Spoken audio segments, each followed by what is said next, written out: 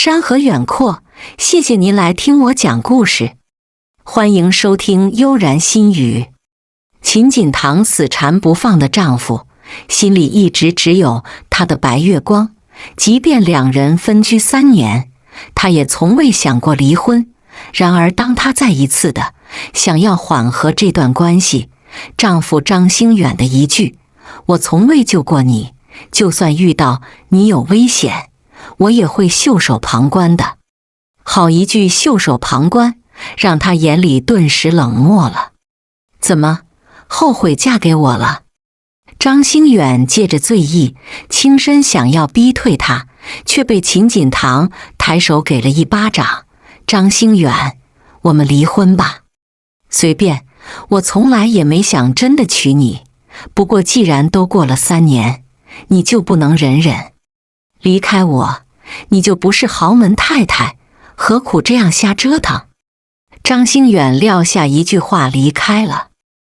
而秦锦堂苦涩的一笑，原来真是自己一厢情愿，为了报答救命之恩，而一心想嫁给张兴远，结果输得彻底。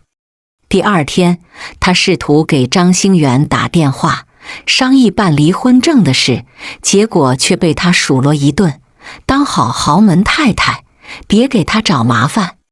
因为着急陪他的白月光，张兴远来不及挂断电话，听到里面他的声音温柔的能掐出水来，而被他呵护的何书瑶还一副绿茶的说：“兴远，我的生日每年都可以过，你还是回国去陪锦堂吧，毕竟不想因为我而让你们夫妻吵架。”张兴远温柔地哄他：“书瑶，豪门太太的身份都给他了，还有什么不满意？我敬你一杯，正开心的时候，别聊不相关的人了。”秦锦堂笑着挂断了电话，就开车去找公婆了，把想要离婚的打算告诉他们后，才深吸一口气地说：“爸妈，我这次不想再瞒你们了，这3年来与兴远一直有联系的女人正是何书瑶。张家和何家向来有矛盾，以至于当年张兴远以死相逼，都没能让父母松口，不然他也不会放着白月光而娶秦锦堂了。不过是为自己的深爱找一个折中的法子。自从结婚后，张兴远就把公司搬去国外，表面上是废寝忘食的工作狂，实则是在国外陪着白月光，风花雪月，过着快乐浪漫的生活。但只有秦锦堂知道，张兴远只是一个备胎，是随时都能被取代。只要何书瑶表白成功，他的下场只能被抛弃。半月后，张兴远终于回国了。他冷厉地扫一眼秦锦堂：“当初死缠烂打结婚的是你，现在非要离婚的也是你。秦锦堂，你是有多闲得慌，非要把家里搞得乌烟瘴气？你不接我电话，我又想离婚了，只能去找公婆。张兴远，我们离婚吧，为了这天，我一刻也不想等了。不惜净身出户吗？”他苦笑着点点头。原本想嫁给救自己的男人，然而3年的婚姻告诉他自己找错人了，那就只有及时止损，离开张家。锦堂，我可以送你一套别墅，这样你能安分一点吗？不能。我再送你一辆豪车。听到他不断地加筹码，秦锦堂摇摇头：“我只想离开这里。张兴远，我不想再跟你了。”张兴远猛地掐住他的脖子：“难道你当初想嫁给我，不是为了豪门太太的身份，只是为了报答我救过你？”就是如此。听到他的回答，张兴远讽刺的一笑：“秦锦堂，你少装高冷，在我眼中，你只是爱财如命的女人，不值得怜惜。”我早知道啊，张兴远，现在我想通了，你不会舍不得离婚了吧。换了别人，没人能忍受你的背叛3年，所以你现在后悔，这么搓磨我了吗？”他竟然笑了。张兴远终于松开手，沉默良久，才低声说：“我可以同意离婚，但你必须净身出户。”“我同意。”“秦锦堂，你到底爱上了谁？让你连豪门太太都不想当了？”秦锦堂笑着摇摇头：“我没有爱上别人，只是发现爱错人了。张兴远，是你说的，只要我净身出户，就可以随时离婚。明天民政局门口见。”简单的收拾一下，秦锦堂就从别墅搬出来，开车来到自己的小公寓。60平的小房子，与300平的别墅相比，更让他觉得安稳了。拿到离婚证后，秦锦堂释然一笑，刚想要离开，却被张兴远扯住胳膊：“以后有什么打算？”“好好工作，努力生活。这套房子给你，你若想，随时可以过户。”张兴远递出房产证，以为他会感谢自己。秦锦堂笑着婉拒了，说好的净身出户，这套别墅还是留着给何书瑶吧。秦锦堂，在我面前，你就没必要装了。这不是给你的，是给过去婚姻的一个交代，拿着吧。我张兴远的前妻不能过得太狼狈。谢了。秦锦堂接过房产证，里面画出一张银行卡，他狐疑地望着他：“不是我的，是爸妈非要给你的，你若想还回去，我没有意见。”一听是公婆给的，秦锦堂心里一暖，将银行卡装进包里，最后看一眼他：“张兴远，当年我被救的时候，你可看到有旁人在场？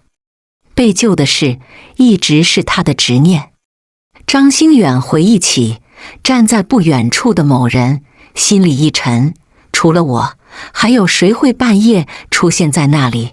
秦锦堂，别再执着了，过好当下，比啥都重要。他望着秦锦堂离去的倩影，深吸一口气，自己永远不会告诉他，救他的人就是宋雨盛。因为宋雨盛也是何书瑶一直爱而不得的人，他绝不允许任何人做出伤害何书瑶的事，哪怕是秦锦堂也不行。临出发前，秦锦堂将房子挂在中介，希望能卖个好价钱，毕竟像他这样的普通打工人是住不起高档别墅的。随后他就去了张家老宅，去见公婆最后一面。爸妈，这银行卡我不能收，这么多钱他真觉得烫手。秦锦堂把银行卡放在茶几上，婆婆叹口气地开口：“锦堂，妈心里清楚，是兴远对不起你，即便现在你们离婚了，你还是我们的好女儿。”爸妈，她一时哽咽了。婆婆握住她小手，轻柔地拍一下：“这钱是妈特意给你的，听说你们离婚，兴远让你净身出户，他无情无义，我们可跟他不一样。锦堂，这钱你拿着，以后张家的大门随时为你而开，只要我和你爸活着一天，你永远是张家的女儿。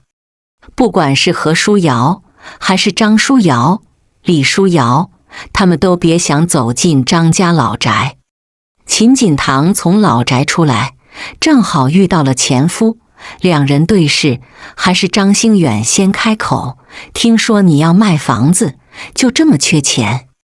他只是生气，他随便就卖掉自己送的别墅。你既然送我了，我就有处置的权利。前夫哥，后会无期了。他猛踩一脚油门，车子飞速驶出他的视线。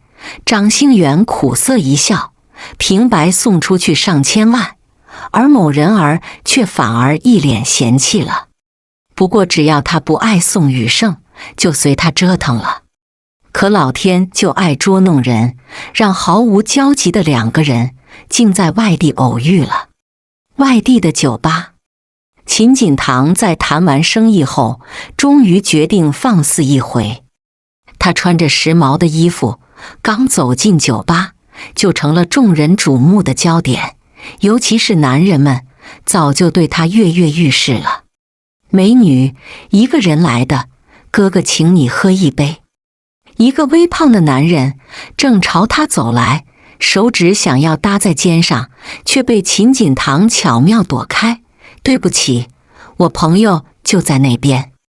他转身想走，却被男人扯住胳膊，一脸贪婪地望着他，微微一笑的想要凑近嗅一下发丝的香气。然而秦锦堂竟被有力的手温柔地揽进怀里了。她是我的女人。宋雨盛冷淡的语气让微胖男人一愣，碍于他修长稳健的身材，只能识趣走人。谢了。不谢。宋雨盛递给他一杯酒，我敬你一杯。好啊。两人就这么相识了。从聊天才知，宋雨盛竟跟秦锦堂是一个大学毕业，他不禁眉眼微挑，我怎么不记得有你这样的帅哥？不难看出，此时的秦锦堂满脸对他都是崇拜。上大学那会儿，我体型有些胖，不聊以前的事了，你现在如何？他十分随意地问。秦锦堂仰头喝完杯里的酒，才苦涩的一笑，我刚刚离婚了，告诉你也无妨。我前夫和他的白月光正在马尔代夫旅游，他白月光的每个生日都有他的陪伴，而我跟他结婚3年，我们竟然连一顿饭都没吃过，想想都觉得可怜。见他伤感的眼神，宋雨盛递给他一张纸巾。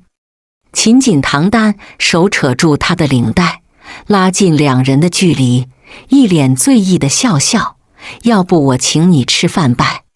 说完，他凑近吻上薄唇，这是秦锦堂第一次主动地吻一个男人，本以为会被冷漠地对待，然而宋雨盛单手扣住他的后脑勺，故意加深了这个吻，直到他气喘吁吁时，才终于松开手，想一起吃饭，不如先留个联系方式。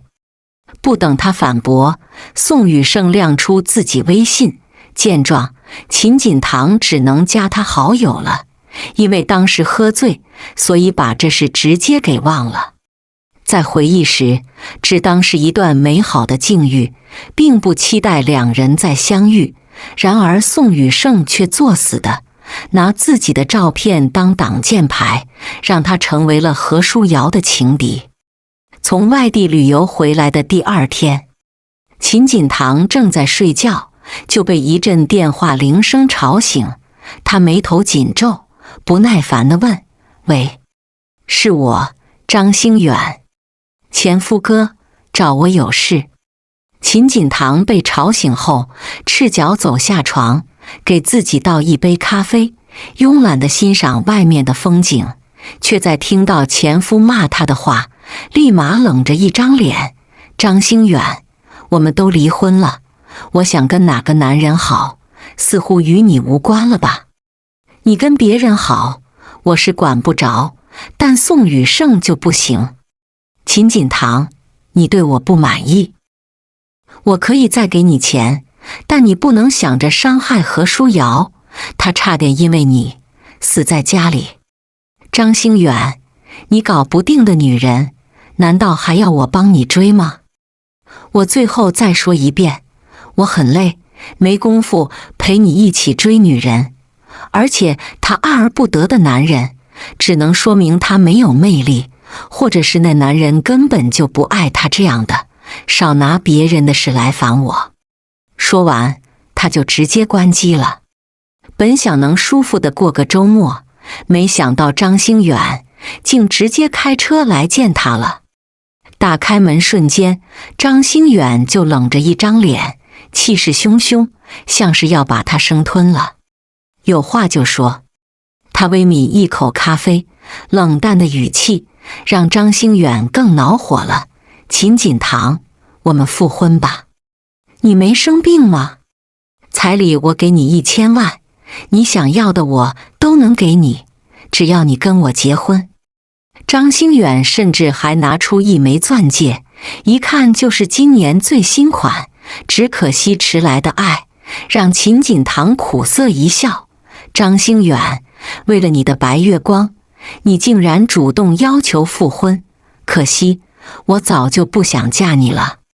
不复婚也可以，我给你一笔钱，你远走高飞，再也别出现在宋雨盛的面前。秦锦堂翘着手指，在茶几的水渍上轻弹一下，才慵懒地说，我都不认识，你说的宋雨盛，干嘛要为了他而选择远走高飞？我还有事，就不留你在家吃饭了。见他在赶人，张兴远轻咳一声，你不认识他，就跟人家卿卿我我的拍照，而他还口口声声地说你是他的女朋友，让何书瑶不要再纠缠他了。秦锦堂，你想要多少直接开价，没必要这样。秦锦堂把车钥匙丢给他，张兴远，我就想不通了，你堂堂一个豪门少爷，竟然也是恋爱脑，明知何书瑶不爱你，还死心塌地陪他3年，现在竟为了他失恋，而颠颠地跑来找你前妻，我都做不到你这一步，还不都是你惹的祸？被他这么一提醒，秦锦堂终于想起来，貌似有这么一件事，难不成与自己喝酒的那个男人，就是何书瑶爱了多年的男人宋雨盛？我今晚真的有重要事，那我们改天再谈。秦锦堂，别伤害何书瑶，求你了。撂下一句话，张兴远才落寞地转身走了。晚上的宴会，秦锦堂因为路上堵车，赶来时宴会马上就要结束了。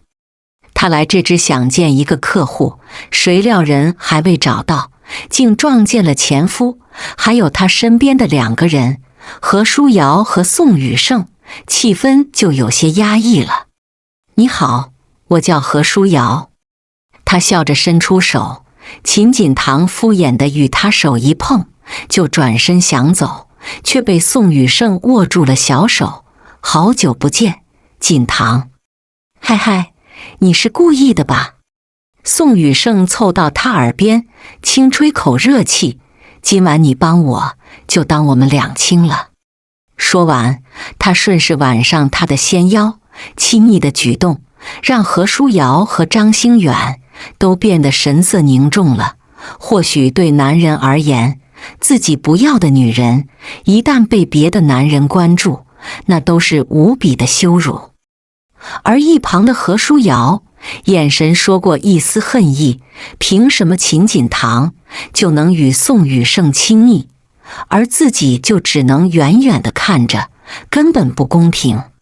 宋大哥，她是张兴远的前妻。何书瑶故意的提醒，本以为可以分开2人，秦锦堂却踮起脚尖，在薄唇亲吻一下，我帮了你，你要请我吃饭。好。宋雨盛握紧他的纤腰，凑近加深刚才的吻，2人当众拥吻的样子让众人好生羡慕，然而却要逼疯何书瑶，还有一旁的张兴远眼神里也尽是怒意。宋大哥，他们毕竟是夫妻，你就别再掺和了。望着已经离去的秦锦堂，何书瑶才长吁一口气，然而宋雨盛嘴角一扬，丝毫没有被影响好心情。他们早就离婚，而且锦堂想要再婚。说完，他刻意地看向何书瑶，瑶瑶，你和张兴远也已经纠缠多年，是该给他一个家了。轻拍一下他的肩膀，宋宇胜也转身离开了。宋大哥，我跟你一起走。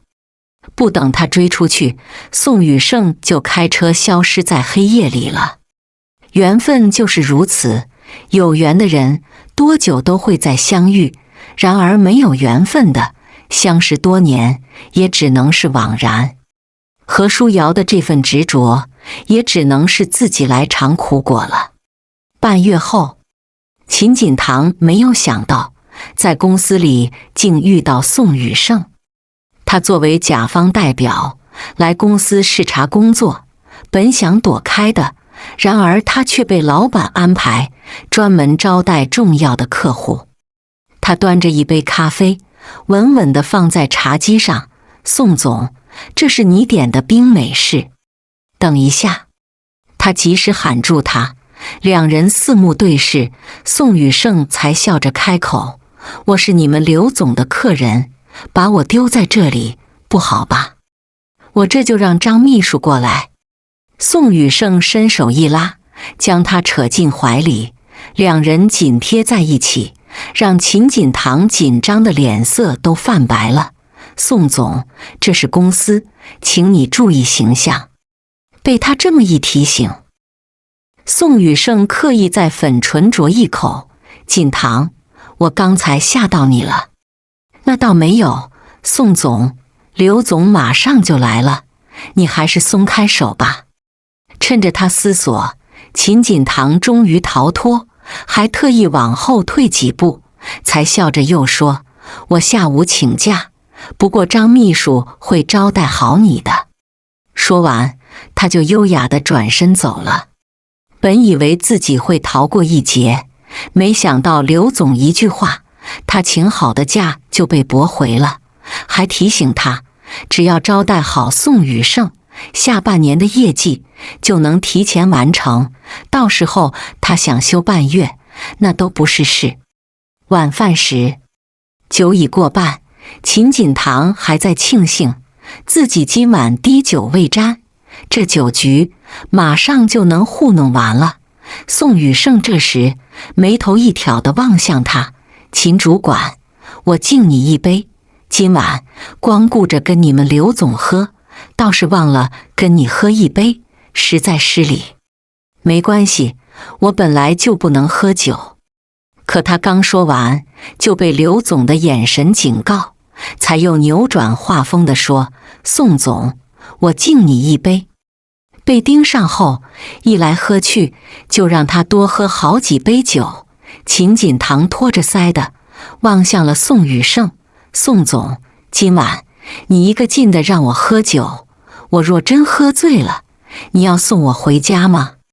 其实秦锦堂并不讨厌他，甚至有些欣赏，只是一想到与他纠缠就要面对前夫和何书瑶，他就断了想要更进一步的想法。毕竟人生漫漫，他想去看看外面的世界，而不是跟前夫再纠缠不清了。还有那个5年前救自己的人，也不知道还能不能再遇到了。既然喝醉了，那就让宋总送你回家。刘总笑着提议。就这样，秦锦堂被安排上了宋宇胜的豪车。他望一眼副驾驶的一个耳钉，抿嘴轻笑：宋总，原来你有女朋友了。他拿在手里打量着，却觉得有几分熟悉，就听他淡淡地说：如果你要这么说，那我也只好承认，你确实是我的女朋友。秦锦堂轻拍自己额头一下，尴尬的一笑：我说眼熟，原来是我的，哈哈，宋总，你真会开玩笑。他把耳钉放进自己包包里，拿起一旁的水就大口地喝起来，但喝完一大半，才发现竟是白酒，一脸惊恐地望着他。谁好人把白酒装在矿泉水瓶里？我朋友昨天借我的车开了，或许是他装回来的酒。这瓶是水。他递过来一瓶水，秦锦堂无奈地摇头：我喝饱了，想先眯一会儿，到地方了记得叫醒我。他现在只想让自己冷静一下。好，或许是酒的作用，秦锦堂盖着衣服，没多会儿就闭眼睡着了。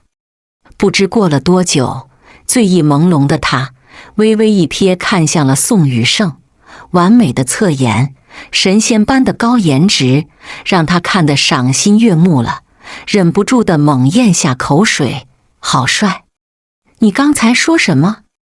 他狐疑地问。秦锦堂忙擦一下嘴角，嘿嘿一笑。我说到前面那个路口拐弯就行，我家就在凤凰小区。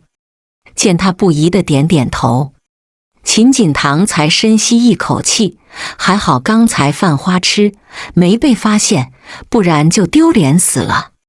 把车停稳，宋雨盛绅士地帮他打开车门。秦锦堂因为喝醉了，竟一头栽进他的怀里，指尖在他胸口轻点一下。何书瑶是一名模特，长得又美，你为什么不喜欢她？不喜欢也需要理由吗？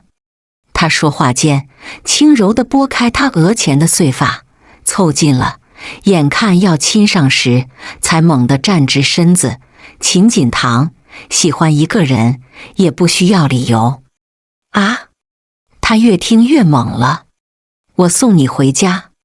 宋雨盛随意地牵着他的手，两人往公寓楼走去了。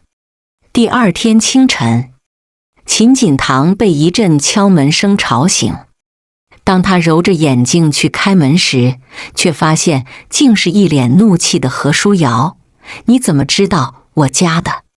秦锦堂，你竟然把宋大哥拐回家，你还要不要脸？他猛地想推一把秦锦堂，却不料被身后的宋雨盛稳稳地抱在怀里了，还温柔地问：你没事吧？秦锦堂淡然地朝他一笑，两人眼神的交流让何书瑶气到要吐血。宋大哥，你跟我走。何书瑶想要牵他的手，却被宋雨盛躲开了，还一脸淡漠地开口：何书瑶，我是自愿留下来的，你不该对锦堂发脾气。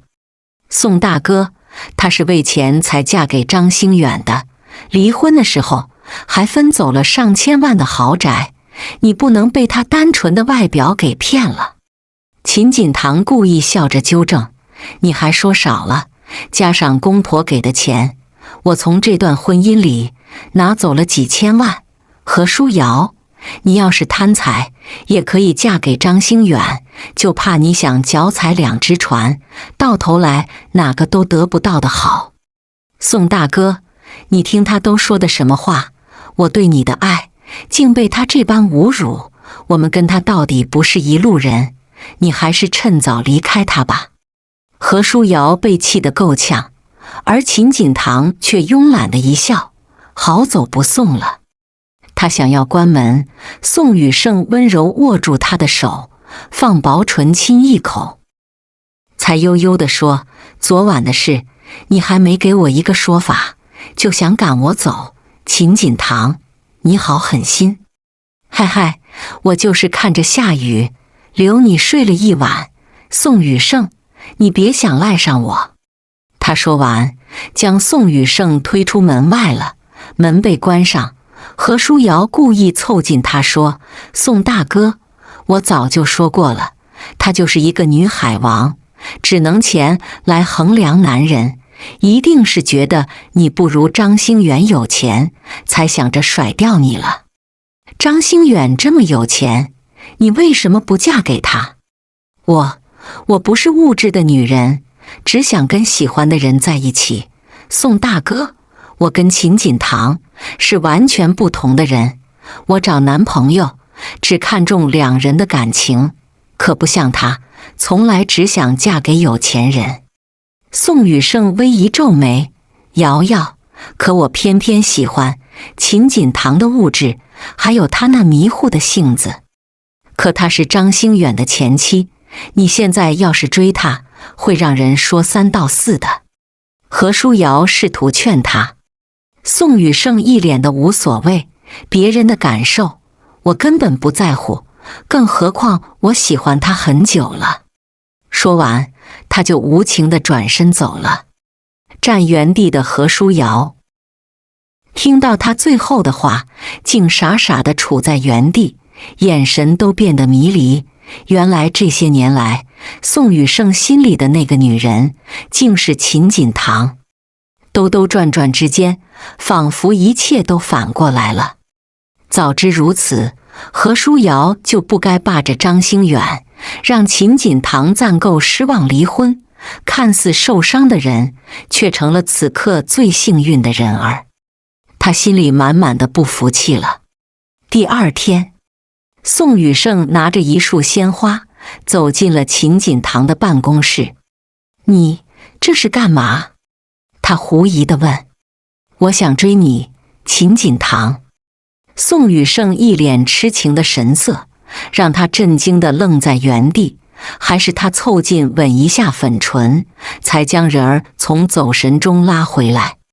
秦锦堂猛地推开他。宋雨盛，你别吓我，我是认真的，你未婚我未娶，我们在一起很合适啊。我不是说这个，你别忘了，张兴远是我的前夫，他也是何书瑶的备胎，而何书瑶又暗恋你好多年，这其中的关系太复杂，你别害我好吧。宋雨盛一脸认真地望着他，你说的这些与我喜欢你没有直接关系。秦锦堂，不能因为何书瑶暗恋我，就剥夺我喜欢别人的权利吧，这对我很不公平。而且我们都是独立的个体，有重新选择的机会，不是吗？秦锦堂摇摇头。不是这样的，你可以喜欢别人，我也可以喜欢别的男人，但你和我就不行。他心里满满的抗拒。正当秦锦堂一筹莫展时，宋雨盛将他抵在墙边，凑在粉唇狠狠亲一口，才一脸委屈地说，我相信人定胜天，秦锦堂，我不在乎，做你一辈子的备胎，随你了。既然赶不走，他也就只能敷衍的态度。毕竟有人喜欢自己是别人的权利，他确实阻止不了，不过自己可以选择逃避，如果有必要，他可以逃到天涯海角。宋雨盛用修长的手挑高他的下巴，如果我是当年救你的人，你会喜欢我吗？不可能。你怎么确定不是我？他委屈巴巴地反问。我凭直觉呀，而且你比我高2届，我上大2的时候，你早就大学毕业，又怎么会出现在图书馆？宋雨盛，我不知道是谁告诉你这些的，请你以后别再玩这个梗了，因为我不会在意了。宋雨盛又一次被拒之门，正当他苦笑时，刘总笑着走过来，打圆场地说，宋总，你别生气，我刚才听张秘书说，秦主管刚离婚了，可能脾气不太好，今晚我做东，请你去酒吧喝酒怎么样？改天吧。被秦锦堂拒绝后，他哪还有心情喝酒，匆匆敷衍几句就赶回自己公司，不知不觉间竟忙到后半夜。完全是用工作麻痹自己，不然就会一直想秦锦堂，像是中毒一般，根本冷静不下来。喂，陪我去酒吧喝酒。他拿起手机给好哥们打去电话。我在谈恋爱，你找别人吧。好哥们说完，亲一口怀里的女人，十分享受这份温存。宋雨盛挑眉的来一句，你最好半小时内赶来酒吧，不然我让你到手合同飞了。真是卑鄙。好哥们只能哄走了女伴，开车去陪宋雨盛，谁让他是自己的金主呢？既然是你救的他，为啥现在还不敢告诉他？好哥们狐疑地问。一开始是他误会了，后来我想解释的时候，她已经嫁给了张兴远。你说，我现在若是再说这事，他可能会信吗？好哥们想了想，可能吧，毕竟你现在标准的成功人士，比那张兴远丝毫不逊，何书瑶就是最好的证明。我宁愿没有何书瑶。宋雨盛沮丧地叹口气，咋了？他们俩见到了，那岂不是天翻地覆？喝酒吧。好哥们越说，他心里越烦了。又过了半月，秦锦堂正在忙工作，何书瑶推门走进办公室，他微微一笑地坐下。听说你最近跟宋大哥总是约会。秦锦堂敷衍地应了声，你也别得意，其实我们不过都是替身，在他心里有一个爱而不得不女人，就算他再宠你哄你，也不过是一场梦而已，别太当真了。是吗？我要走了，就没必要再骗你。秦锦堂，别入戏太深了。秦锦堂淡然的一笑，何书瑶，成年男女要的是快乐，如你所说，宋雨盛心里有更爱的女人，只要他不讲出来，那我就当没有这个人，只要彼此在一起开心，我可以不在乎自己是别人的替身。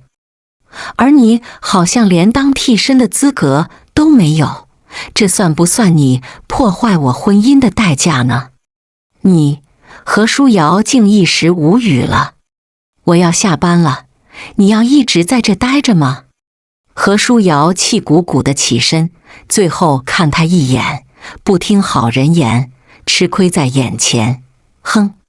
秦锦堂淡然一笑，他就从未想过要跟宋雨盛在一起，自然不担心会有亏吃，因为自己马上要去外地出差，等到回来时，估计宋雨盛就忘掉他了，毕竟时间能改变一切。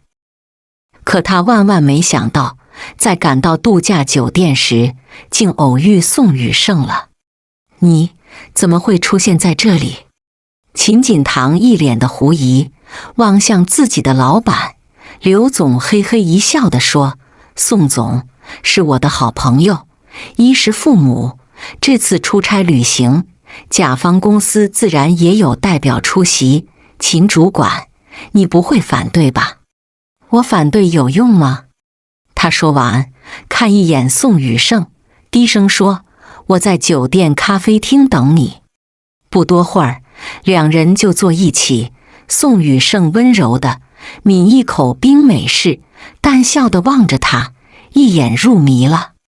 他修长的手把玩着手中的咖啡杯，慵懒的神色让秦锦堂有些恍神，轻咳一声，才冷静地开口，宋总，我们2家公司会持续合作下去，所以我想跟你把话说清楚。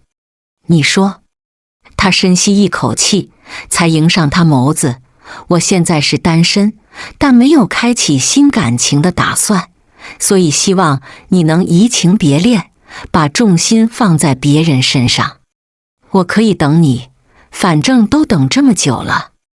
他从在图书馆见过他后就一见钟情，谁料最后竟被张兴元捡漏。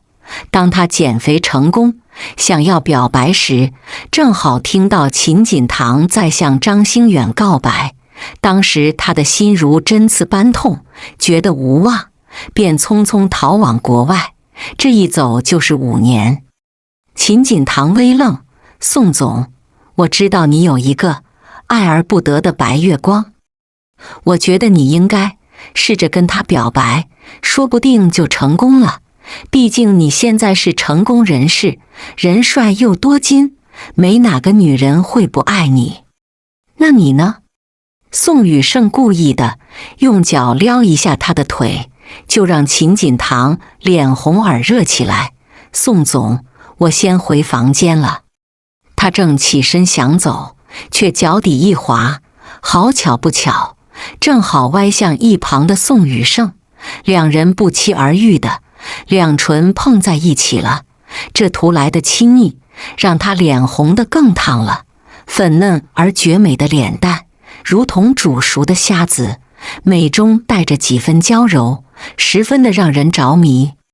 秦锦堂，我其实就是……话说一半，就被秦锦堂打断了。宋总，我知道你是一个痴情的人，但我不想做任何人的替身。望着他离去，宋雨盛一颗心都变得破碎。他想要追上去，但理智告诉自己，现在的秦锦堂一定是听不进所有的情话，而自己的深情此时就变得一文不值。若不是5年前的自卑，表白的话何须等了5年之久？现在看来，秦锦堂就算知道真相，或许也不会多看他一眼了。在酒吧里，秦锦堂喝完一杯酒，想走时，却看到躲角落里的宋雨盛。他自顾自地喝闷酒，而围在身旁的几个女人，趁着他失神的时候，偷偷往他酒里放了东西，微微摇晃一下，才笑着递给他：“帅哥，我陪你喝一杯。”女人正幻想着得逞后的美好，却不料被秦锦堂抢过来酒杯，轻柔地将酒倒在一旁的垃圾桶里，才笑着说：“追男人要光明磊落，用这些下三滥的手段，真给女人丢脸。”“你谁呀？”女人一脸的嫌弃，不知哪里跑来的爱管闲事的人儿。“我是……”还不等他说完，宋雨盛温柔揽上纤腰：“她是我的女朋友，心里的白月光。你们要是敢动她，我就跟你们拼命。有女朋友了，还出来找女人，真是十足的渣男。我们走。”女人气不过，但看着正牌女友来了，也只能带着姐妹们离开。原来嘈杂的环境瞬间变得安静下来。宋雨盛猛然凑近，在粉唇轻啄一口：“秦主管，你在心疼我吗？我只是不想你被人算计。”他起身要离开，却被宋雨盛拦腰抱起，迈着长腿走出酒吧。“既然今晚遇到了，求你帮我，好吗？你不是没喝那杯酒？”他狐疑地问。宋雨盛将人儿塞进出租车里，自己也跟着坐进来，才凑耳边低哑地说：“可我现在醉得厉害。”说完，他顺势靠在纤细的肩膀，闭眼假寐起来了。秦锦堂想要唤醒他，然而哪里叫得醒装睡的人？而他也因为吹了冷风，这会儿醉得更浓了。再醒来时，已经是翌日的清晨。秦锦堂微睁美眸，扫一眼身旁的人，想要将人踹下床，但终是忍住了。他蹑手蹑脚地起床，穿上零落一地的衣服，匆匆逃走了。这一走就是2年。而装睡的宋雨盛自然目睹了这一切。他原本以为秦锦堂只是羞涩，等到各自整理好后，他就向秦锦堂说明一切。可万万没想到，不过是迟了2个小时，他就消失得无影无踪。“刘总，秦主管他……”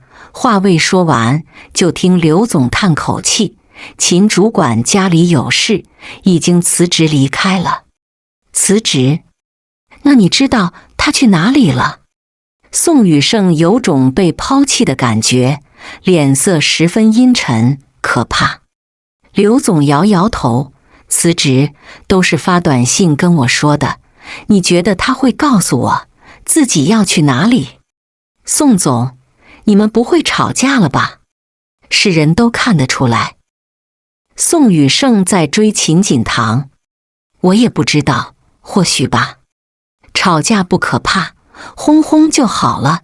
女孩子最受不了男人哄。宋总，我相信你一定能成的。”刘总轻拍一下他肩膀。宋雨盛苦涩一笑：“但愿如此。”他通过很多人打听，只是知道秦锦堂回了老家，但之后去了哪里就没人清楚了。想不到他们刚走近一点，就瞬间打回原形，宋雨盛一张俊脸只剩苦涩了。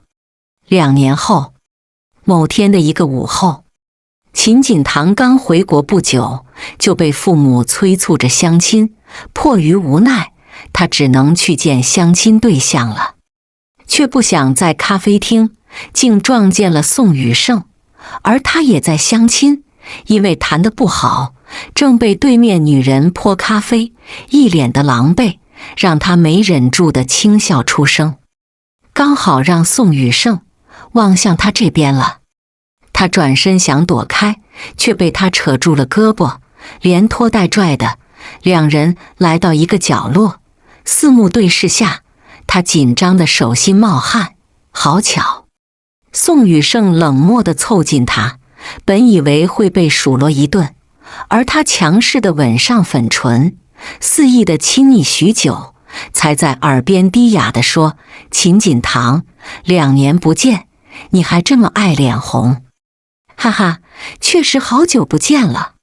秦锦堂想要推开他，竟被抱得更紧，挣脱不开。他只能认怂地说：“宋总，久别重逢，不要太激动了，跟我走。”去哪？宋雨盛见他犹豫，直接拦腰抱起他，径直往外面的豪车走去。而秦锦堂想要抗拒，却被他低头吻上粉唇，不给他拒绝的机会。两人久别重逢，宋雨盛自然不会给他再从自己手边溜走的可能。一场风情后，秦锦堂已是累得虚脱，他想要起床，却被宋雨盛单手拽进怀里，在粉唇狠狠亲一下，才一脸笑意地说：“想走去哪里？我抱你过去。”嗨嗨，宋雨盛，我就想去上厕所，我陪你。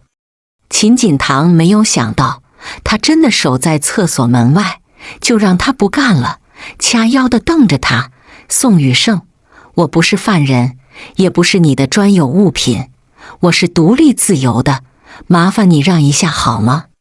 我怕你再逃了。走开！”被他这么一吼，宋雨盛乖乖地闪开了，慵懒地坐在沙发里，翘着二郎腿，若有所思地望着浴室的门，竟陷入沉思了。只要秦锦堂在身边，他就变得魂不守舍，很没出息的样子。秦锦堂磨叽半天，才从浴室走出来，而他因为洗过澡，脸颊红扑扑的，十分的绝美。宋雨盛竟看得有些痴了，他轻咳一声，终于打破沉默了，说吧，为啥非要缠着我？毕竟过去2年，我不信你有这么爱我。我说爱你，你又不信，那我就无话可说了。他无奈地叹口气。秦锦堂深吸一口气，打量一眼他完美的俊脸，心境漏跳半拍。何书瑶都已经嫁人了，我前夫也痛改前非，一心搞事业了。宋雨盛，难道你就不能有点正事做？才不过2年，早已是物是人非，他就不信了。宋雨盛能爱自己到死去活来的地步，他们显然没有这么深厚的感情。宋雨盛从脖子上取出一个女士项链，放在茶几上，就让秦锦堂眼神一惊：“这项链原来被你捡到了。”他苦笑地点头：“原来当年你真的出现在图书馆，难不成真是你救的我？”宋雨盛苦笑地点头：“为什么一早不告诉我？”秦锦堂狐疑地问：“我在7年前还是一个200斤的胖子，本想减肥成功，再去找你说明一切，结果才不过3个月，你就和张星远谈恋爱了，还让我亲眼看到你向他深情告白的一幕。一向自卑的我，只能无奈地转身离开，在心里默默地祝福你们。爱恋的事先不说，为什么不告诉我？是你救的我。如果他早说了，秦锦堂就不会追了张星元5年，到最后伤心欲绝地离开。我以为你喜欢他，是因为他足够好，而非他只是你的救命恩人。他无奈苦笑。秦锦堂接过了项链，戴在了自己脖子上，才伸手攀上他的脖子。宋雨盛，你知道吗？一段感情的开始，很多时候是因为感激，才慢慢有了男女之情。你应该早告诉我的，不然我也不会走这么多年的弯路。他就说很奇怪，明明当时貌似就自己的人，却在恋爱和婚姻里对他最是冷漠无情。原来就自己的人，本来就不是张星远，连最起码的怜惜之情都没有，又哪里会有爱呢？对不起，是我考虑不周。秦锦堂笑着摇头，是我们完美错过了，但好在又相遇。宋雨盛，事情过去7年，你后悔当初救我吗？他没有回答，而是深情吻上他额头，才情意绵绵地说，我唯一后悔的事，就是没有从他手里把你给抢过来。秦锦堂，我是不是太笨了？一段感情历经了7年搓磨，还好2人又重逢了，不然这会是他一生的痛吧。秦锦堂动情的在他薄唇亲一下，才一脸幸福地说，我就喜欢你这样的，痴情中有几分木讷，轴得让我心疼。若不是他们足够有缘，或许早就错过了吧。秦锦堂不禁想感激上苍，兜兜转转，他们终于等到彼此了。全剧中，